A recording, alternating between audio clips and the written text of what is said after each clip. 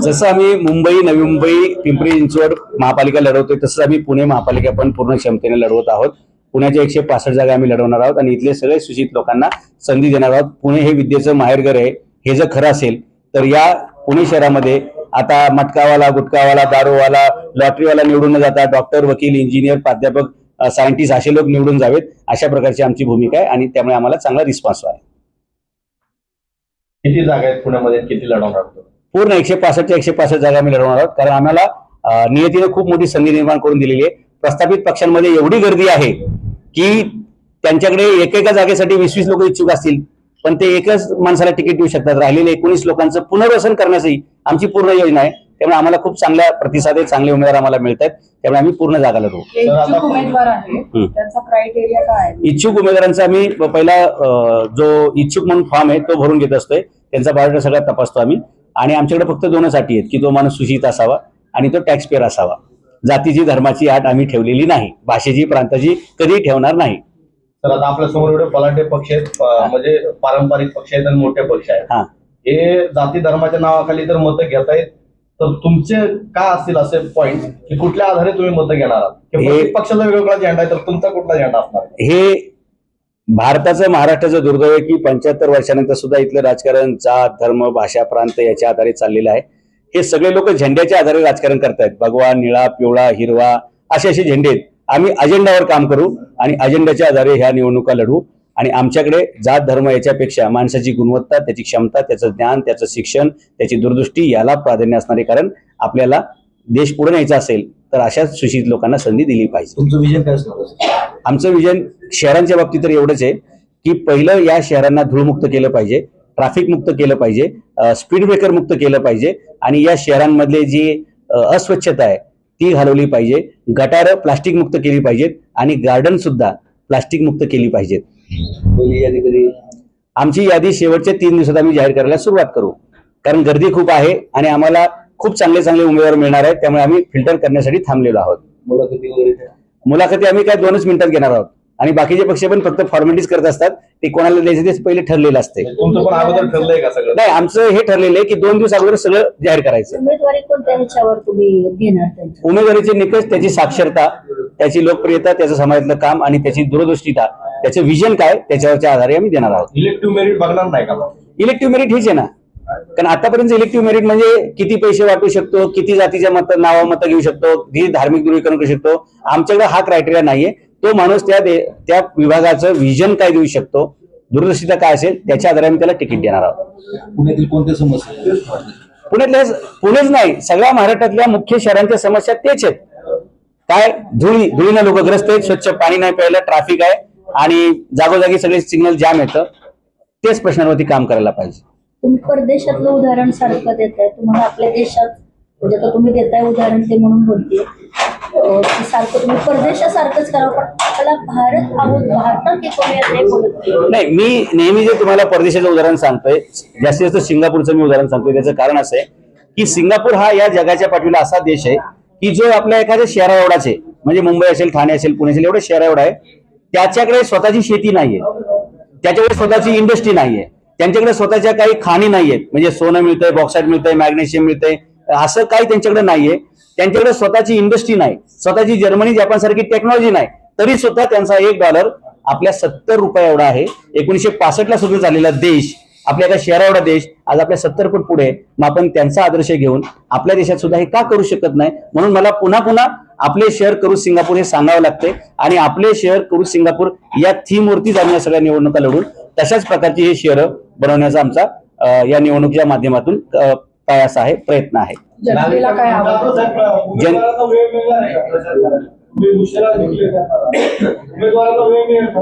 नाही, मोठ्या पक्षांचं पण हीच प्रॉब्लेम आहे ना. पक्ष मोठा आहे, चिन्ह फिक्स आहे, पण उमेदवार फिक्स नाहीये. त्या उमेदवाराची पण तीच हालत आहे. आणि लक्षात घ्या, ज्याच्याकडे विजन असेल त्याला 10-12 दिवस भरपूर झाले. कारण ज्याचं समाजात काम आहे त्याला ते काय अवघड जाणार नाही, जरी प्रभाग मोठा असला तरी. आणि लक्षात घ्या, 4चा प्रभाग हे काही लोकांना डिसएडव्हान्टेज वाटतं. माझ्या मते तो ऍडव्हान्टेज आहे. कारण जर एखादा व्यक्ती खरोखर पॉप्युलर असेल तर त्याला 4 प्रभागातून जे मतदान मिळणार आहे ते जास्त होतं.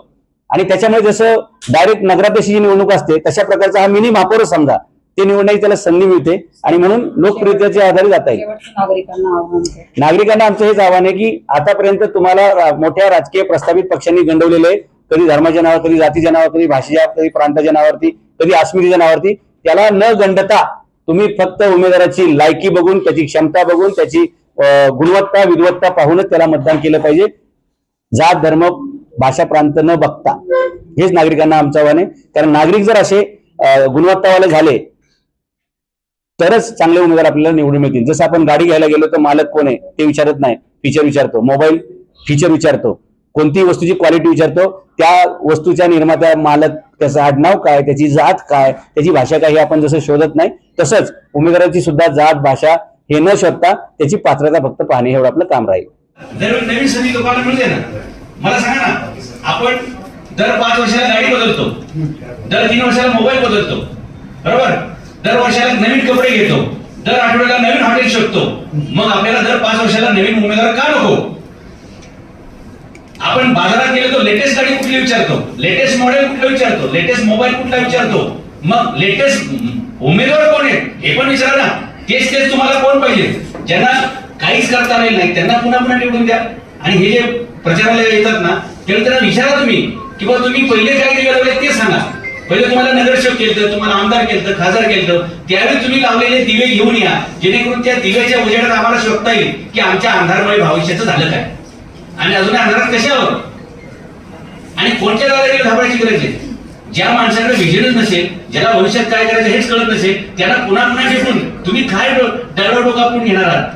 आणि हे काय करतात प्रस्थापित लोक, एकाच घरातले 4 लोक 4 वेगळ्या पक्षात पाठवतात आणि 4 ठिकाणचे तिकीट ब्लॉक करतात. त्यामुळे नवीन माणसाला संधी मिळत नाही आणि अपक्ष लढून उपयोग होत नाही. जो दुसऱ्या मशीनवर जातो त्यांनी दुसऱ्यांदा निवडणूक लढवावी लागते.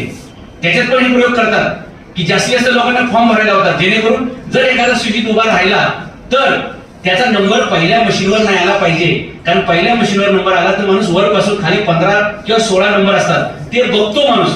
पहिल्या मशीनवरचे सगळे नाव नंबर चेक करतो माणूस. त्या मशीन मध्ये येऊ नये म्हणून हे प्रस्तावित पक्ष अनेक गरज नसलेल्या लोकांना सुद्धा पैसे देऊन उभे करतात, जेणेकरून जो चांगला माणूस आहे तो दुसऱ्या मशीन मध्ये गेला पाहिजे, तिसऱ्या मशीन मध्ये गेला पाहिजे आणि लोकांमध्ये चर्चा झाली पाहिजे काय की आपलं काम नाही बरं का इलेक्शन मध्ये. आणि इलेक्शनला खूप खर्च लागतो. हे ह्यांनीच पेरलेले अफवा बरं का. ज्यांच्याकडे 2 नंबरचे पैसे आहेत त्यांनीच हे अफवा पेरलेले आहेत की राजकारणासाठी खूप पैसा लागतो, इलेक्शनसाठी खूप पैसा लागतो. खरं तर राजकारण करण्यासाठी, इलेक्शन लढण्यासाठी सगळ्यात जास्त महागडी प्रॉपर्टी लागते, त्याचं नाव बुद्धी. ज्याच्याकडे ती नाहीये ते सगळे लोक उभे राहतात आणि ज्यांच्याकडे आहे ते घरी थांबतात किंवा ते मतदानाला सुद्धा जात नाहीत. हे चित्र बदलण्यासाठी सनई छत्रपती शासन पक्षाचा जन्म झालेला आहे की जो कोणी निवडणुकीला उभं राहू इच्छितो त्यांनी पहिले त्याचं विजन तर सांगितलं पाहिजे. किती वर्ष आम्ही अजून एक वॉटर बेटर मीटर ह्याच्या पुढे जाणार आहे की नाही. मी रशियामध्ये पण बघितलं. मतदारांनी हे नीट समजून घेतलं पाहिजे की निवडणुकीत जे लोक पैसे वाटणार ते 5 वर्षे लुटणार. जो आज वाटणार आहे तो उद्या लुटणार आहे. वाटणारा 1 दिवस वाटणार आहे पण लुटताना मात्र तो 5 वर्ष लुटणार आहे. आणि म्हणून बोगस टेंडर काढणे, बिनकामाचे टेंडर काढणे, काम न करताच बिल पास करणे. हे बिलू टेंडरिंग मध्ये काय असतं? 10 कोटीचं काम कोणी 7 कोटीत कसं घेऊ शकतो? ऍक्च्युली काम न करताच बिल काढणे याला बिलो टेंडरिंग म्हणतात. हे नागरिकांनी नीट समजून घेतलं पाहिजे. आणि तिथं ते कमिशनर असतात ते पाठ थोपटून घेतात की हे बघा हे 10 रुपयाचं काम आहे, समोरचा 7 रुपयात करायला तयार आहे, माझ्या शब्दाखातर. असं सांग ना की त्या 70 रुपयाच्या भ्रष्टाचारात तू सामील आहेस. मला सांगा ना, एखादी 10 लाखाची गाडी तुम्हाला 7 लाखात कोण देईल का? अगदी माझं पुस्तक सध्या मी लिहिलंय, सनई छत्रपती शासन पद, हे सनई पुस्तक लिहिलंय सध्या मी. हे 500 रुपयाचं पुस्तक मी तुम्हाला 200 रुपये देऊ शकतो का? एक तर ते जुना असेल किंवा खराब असेल किंवा डिफेक्टिव्ह असेल. हे समोर टेंडरिंग आहे ना. परदेशामध्ये असं कुठे चालत नाही. लक्षात घ्या, जो कोणी अशा प्रकारे खराब काम करतो, सार्वजनिक निधीचा अपव्यवहार करतो, सार्वजनिक निधीचं प्रमाणापेक्षा गरजेपेक्षा जास्त खर्च करतो, याला भारतीय संविधानामध्ये आयपीसी मध्ये बीएनएस मध्ये 6 कलम आहेत ज्याच्यानुसार खडी फोडायला आयुष्यभर जाऊ शकतात. आणि सनई छत्रपती शासन पक्षामुळे या महाराष्ट्रातील अनेक भ्रष्ट अधिकारी भविष्यात तुम्हाला जेलमध्ये दिसणार आहेत. कारण 10 रुपयाची वस्तू सुद्धा तुम्हाला 10.5 रुपयाला खरेदी करण्याचा अधिकार नाही. मार्केटच्या कॉम्पिटिटिव्ह प्राइस पेक्षा डिस्काउंट असेल तरच ती घेण्याचा अधिकार आहे. किंवा 10 रुपयाची वस्तू 10 ला घेता येईल, 10.25 रुपयाला घेतली तर तो क्राईम आहे. आणि हे मी कायद्याचे कलमाचा अभ्यास केल्यामुळे सांगू शकतो. म्हणून मला जे घाबरतात सरकारी अधिकारी त्याचं कारण ते म्हणजे मी नुसता येतोय पुणे महापालिकेत नुसती गाडी दिसली तरी सगळे लोक आपल्या जागेवर बसतात, आयडेंटिटी कार्ड घालतात आणि आपलं काम करताना तुम्हाला दिसतील. हा दरारा फक्त या महाराष्ट्रात सनई छत्रपती शासन पक्षाचा आहे, दुसऱ्या कोणामध्ये हिंमत नाही. या शहरांच्या बाबतीत 29 महानगरपालिका ज्या आम्ही लढवणार आहे, हा कळलं मला प्रश्न. पुणे असेल, मुंबई असेल, नवी मुंबई असेल, ठाणे असेल, पिंपरी चिंचवड असेल, अशा सगळ्या महानगरपालिकांमध्ये सगळ्यात विजन मधला पहिला आमचा टॉपचा अजेंडा आहे PM 2.5. ही सगळी शहरं धुळीनं माखली आहेत. आणि तुम्ही कधीही बघा, माझ्या गाडीत एअर फिल्टर आहे, माझ्या घरामध्ये एअर फिल्टर आहे, 200च्या खाली शक्यतो तुम्हाला कधीही एअर पोल्युशनचा इंडेक्स दिसणार नाही. जो सिंगापूरमध्ये आम्ही बघितला, दिवसा तो 12 असायचा आणि रात्री 6 असायचा. म्हणून तुम्ही सिंगापूरमध्ये आजारी पडू शकत नाही. तुमचं आयुष्य 20 वर्षांनी वाढतं. भारतात आले की तुमचं 20 वर्षांनी आयुष्य कमी होते, कारण तुम्ही जो श्वास घेताय त्यात ऑक्सिजन कमी आणि धुळीचे कण जास्त आहे. आणि या धुळीच्या कणामध्ये सगळ्यात जास्त कॉन्ट्रीब्युशन कशाचं आहे? बिल्डर लॉबीचं आहे. हे जे काही कामं करतायत ना, तुम्हाला सांगतो, सिंगापूरमध्ये मी बांधकामाची साईट बघायला गेलो, तिथे 80% घरे सरकारने बांधलेली आहेत, हाऊसिंग बोर्ड डेव्हलपमेंट म्हणून आहे. तर तिथे जे बांधकाम चालतं, त्या जे खोदकाम होतं ना, तिथून जी गाडी बाहेर पडणार आहे त्याच्या अगोदरच्या साईडच्या आतमध्येच एक रॅम्प बनवलेला असतो. त्या गाडीच्या टायरला लागलेला सगळा चिखल सगळा वॉश केला जातो. वर गाडीमध्ये जी काही माती चिखल असेल ना, ती सगळी पॅक केली जाते आणि मगच ती लॉरी बाहेर सोडली जाते. इथं आपल्या कोणत्याही शहरामध्ये ही व्यवस्था नाही. चिखलाने माखलेले टायर आणि त्या ट्रक मधून, हायवा मधून गळत असणारा चिखल, याच्यामुळे सगळीकडे तुम्हाला असे जागोजागी, जसं गाय कशी शेण टाकत जाते जागोजागी, तसे ह्या बिल्डरांच्या ह्या गाड्या शेण टाकत जातात. आणि तेच वाढल्यानंतर म्हणजे ओला असेल तेव्हा गाड्या बसून पडतात, सुकलं की त्याचा धुळा तयार होतो आणि सगळं शहर धुळीनं माखलं जातं.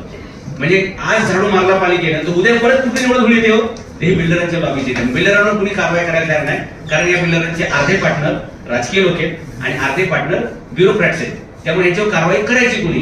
तर आमच्या सनई छत्रपती शासन पक्षाचा सर्वात प्राईम अजेंडा आहे की लोकांना जगण्यासाठी श्वास घ्यावा लागेल आणि तो श्वास धूळमुक्त असला पाहिजे.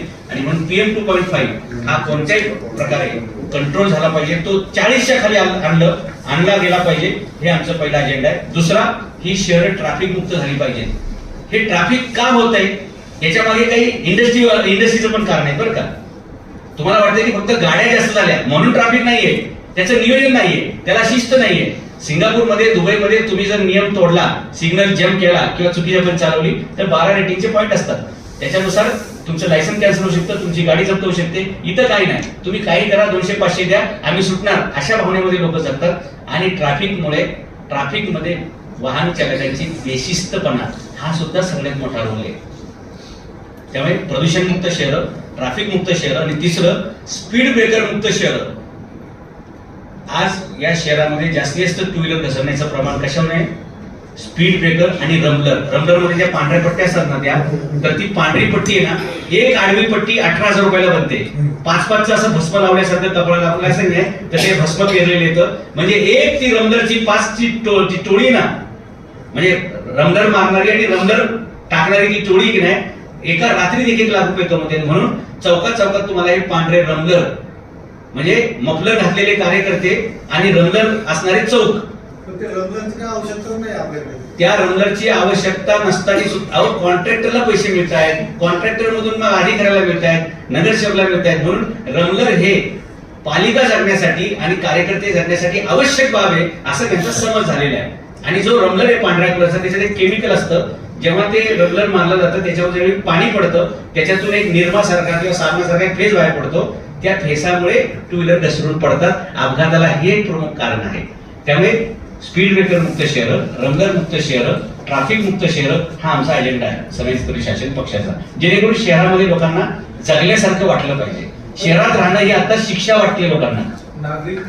नागरिकांनी आमच्या पक्षावरती 100% विश्वास ठेवला पाहिजे. त्याचं कारण असे की इतरांना संधी देऊन झालेली आहे, त्यांनी त्यांच्या पात्रता, लायकी, क्षमता सिद्ध केलेल्या आहेत. त्यामुळे जर एखाद्याला पहिल्या माणसाकडून वाईट अनुभव आला तर त्यांनी लगेचच दुसऱ्या माणसाला संधी दिली पाहिजे. जसं आपल्या मुलाला पहिल्या शाळेत कमी मार्क पडले तर आपण दुसऱ्या दिवशी शाळा बदलतो. आपल्या पेशंटला 1 दिवसात आराम नाही पडला तर आपण दवाखाना बदलतो. आपल्याला एकदा एखाद्या हॉटेलचा वाईट अनुभव आला तर आपण हॉटेल सुद्धा बदलतो. तसं मतदारांनी दर 5 वर्षांनी उमेदवार पण बदलले पाहिजेत, पक्ष पण बदलले पाहिजेत. आणि आमचा पक्ष छत्रपती शिवाजी महाराजांच्या विचारांनी प्रेरित झालेला पक्ष आहे. त्यामुळे आमच्या पक्षामध्ये भ्रष्टाचाराला जागा नसेल. म्हणूनच मी सिंगापूर आपले शहर करू सिंगापूर हे का म्हटलं, कारण सिंगापूरची सगळी जडणघडण ही शून्य भ्रष्टाचार 100% प्रगती या तत्वावरती झालेली आहे. आणि मी पक्षाचा अध्यक्ष असल्यामुळे मला हा अधिकार आहे की माझ्या पक्षाच्या तिकिटावर निवडून गेलेल्या नगरसेवकाला मी संध्याकाळी घरी बसवू शकतो. त्यामुळे आमच्याकडे भ्रष्टाचाराला अजिबात स्कोप ठेवणार नाही. परंतु आमच्या सोबत काम करणारा कार्यकर्ता, नगरसेवक, आमदार हा सुद्धा चांगला पैशाने श्रीमंत झाला पाहिजे म्हणून आम्ही त्यांना उद्योगधंदा पण शिकवू, पैसे कमवायचे 4 मार्ग सुद्धा शिकवू. याचं कारण असं आहे की सिंगापूरमध्ये भ्रष्टाचार न होण्याचं प्रमुख कारण हे पण आहे तिथल्या आमदाराचा पगार 5 कोटी रुपये महिन्याचा. कशाला चोऱ्या करेल? त्याच्या राष्ट्रपतीचा पगार आहे पंतप्रधानाचा 11.5 कोटी रुपये सगळ्या सुविधांसकट.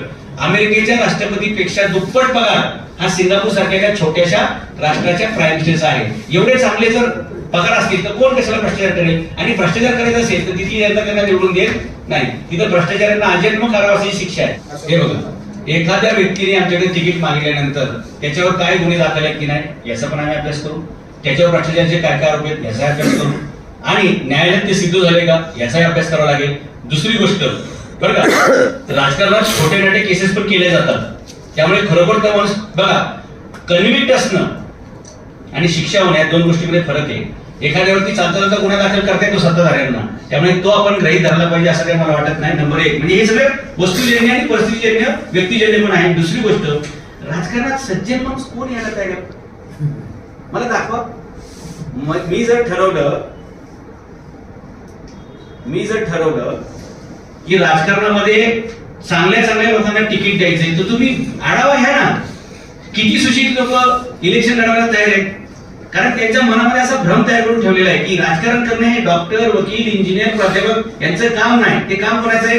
गुटखावाला, मटकावाला, दारूवाला, लॉटरीवाला यांचंच काम आहे. असं लोकांच्या मनात जो भ्रम आहे ना, त्याच्यामुळे सुशिक्षित माणूस मतदानाला जात नाही, तो उभा कुठून राहील. त्यामुळे आम्हाला लक्षात घ्या, वाल्याचा वाल्मिकी झालेले काही लोक चालतील, पण आता ते वाल्मिक असले पाहिजेत बरं का. कारण डायरेक्टली जन्मापासून वाल्मिक असलेला कोणी राजकारण घ्यायला तयार नाही. हे सगळं ठीक आहे, पण ईव्हीएम हे सगळं कसं मॅनेज करणार? ईव्हीएमच्या बद्दल आम्ही जे काही आमचं मत आहे ते आम्ही 3 महिन्यापूर्वी इलेक्शन कमिशनची भेट घेतली होती. आणि इलेक्शन कसे घ्यावेत, पारदर्शी कसे घ्यावेत, त्यावेळी 10 सूचना आम्ही त्यांना मौलिक केल्या होत्या. त्याच्यामध्ये एक मुद्दा आमचा हाच होता की आजही प्रगत देशांमध्ये इलेक्शन हे बॅलेट पेपरवरती होतं, अमेरिकेपासून रशियापर्यंत. त्यामुळे भारतामध्ये सुद्धा बॅलेट पेपरवरती मतदान घेणं उत्तम राहील अशा प्रकारची सूचना आम्ही निवडणूक आयोगाला केली होती. आता अर्थात तो अधिकार निवडणूक आयोगाचा आहे की बॅलेट का बुलेटवर घ्यायचं.